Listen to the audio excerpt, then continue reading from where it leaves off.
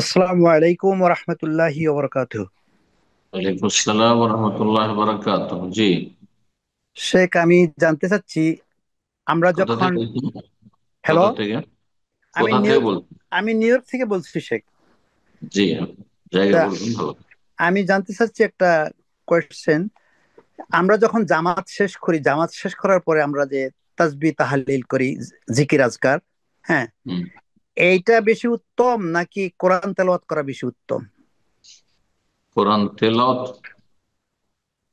কোরআন তেলাওয়াত নিজে নিজে, না জি, বক্তব্য হচ্ছে, দার্স হচ্ছে? মনে করেন যে কোনো সময় অথবা যে কোনো সময় কোরআন তেলাওয়াত করাটা বেশি উত্তম নাকি জিকির আজকার করাটা বেশি উত্তম? আপনি তো বিশেষ সময়ের কথা জিজ্ঞেস, সালাম ফেরা ফরজ সালাতে সালাম ফেরার পরের মাসলা জিজ্ঞেস করছেন, না অন্য যে কোনো সময়ের কথা বলছেন? আহ, এটা বলুন। বা নামাজের পরেও ওটাও হতে পারে বা পরেও হতে পারে, এই আর কি। হুম।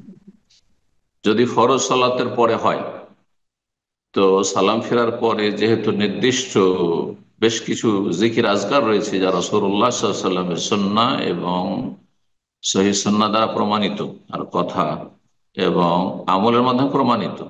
সুতরাং এই সময় সুন্নত হচ্ছে আপনার এই জিকিরগুলি পড়া। এই সময় যদি কেউ জিকির না পড়ে কোরআন পড়ে, তো এটা ঠিক হবে না। এটা ঠিক হবে না।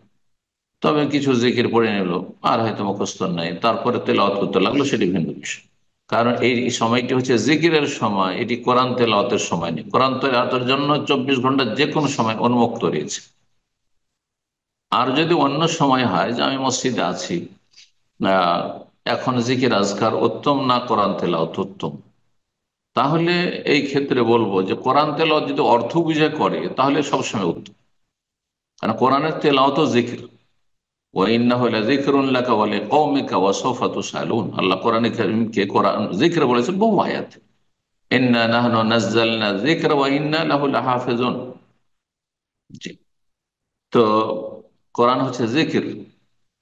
তো কোরআনে কারীমের তেলাওয়াত জিকির, এবং এমন জিকির যেই জিকিরের উপকারিতা আপনার পর্যন্ত শুধু সীমিত নয়। আপনি যদি সেটা বুঝে পড়েন, তার জ্ঞান অর্জন হয়ে গেল, তার আপনি তর্জমা তাফসীরটা বুঝলেন তেলাওয়াতের সাথে সাথে, তো আপনার এলেম বৃদ্ধি পেলে, এলেম দিয়ে আপনি আশেপাশের লোকদেরকে আলোকিত করবেন না। কিন্তু শুধু শুধু জিকির আজকার, হ্যাঁ, যদি সুবহানাল্লাহ, আলহামদুলিল্লাহ, লা ইলাহা ইল্লাল্লাহ, আল্লাহু আকবার, আস্তাগফিরুল্লাহ, লা হাওলা ওয়ালা কুওয়াতা ইল্লা বিল্লাহ, এর ফায়দা শুধু আপনার পর্যন্ত সীমিত, অন্য কারো ফায়দা। এই জন্য শুধু শুধু শুধু জিকিরে যেটা আপনার সাথে এর যার ফায়দা সীমিত, তার চাইতে বেশি জিকিরে মোতাদ্দি, জিকির লাজিমের চাইতে জিকিরে মোতাদ্দি বেশি উপকারী। এমন জিকির যে জিকির দ্বারা আমারও ফায়দা হবে আর অন্যেরও ফায়দা হবে। এই জন্য আলোচনা, দিনই আলোচনা, কোরআন সুন্নাহর আলোচনা, যে কোনো দিনই সাবজেক্ট আপনার, তাফসীর হোক, হাদিস হোক, আর ফিকহ হোক, আর তৌহিদ হোক, যে কোনো ইসলামিক সাবজেক্ট হোক, কেউ যদি পড়ায় আর কিছু লোক পড়ছে, তাহলে এটা মজলিসে জিকির। এর নাম হচ্ছে, বিভিন্ন হাদিসে রয়েছে, জিকিরের মজলিস। কারণ এই জিকির হচ্ছে মোতাআদ্দি। হ্যাঁ, এর ফায়দা শুধু আমার পর্যন্ত সীমিত নয় বা শিক্ষক পর্যন্ত সীমিত নয়, বরং যারাই সেখানে উপস্থিত রয়েছে সবার এতে ফায়দা। যেমন এখন দিনই আলোচনা করছি, এই আলোচনার জিকির, আমার তসবিহ তাহলিল জিকির আজকার অন্য অন্য যেগুলো রয়েছে ব্যক্তি জীবনে, তার চাইতে অনেক বেশি উপকারী। কারণ এতে আমারও ফায়দা হচ্ছে, আপনাদেরও ফায়দা হচ্ছে। আশা করি বুঝতে পেরেছেন।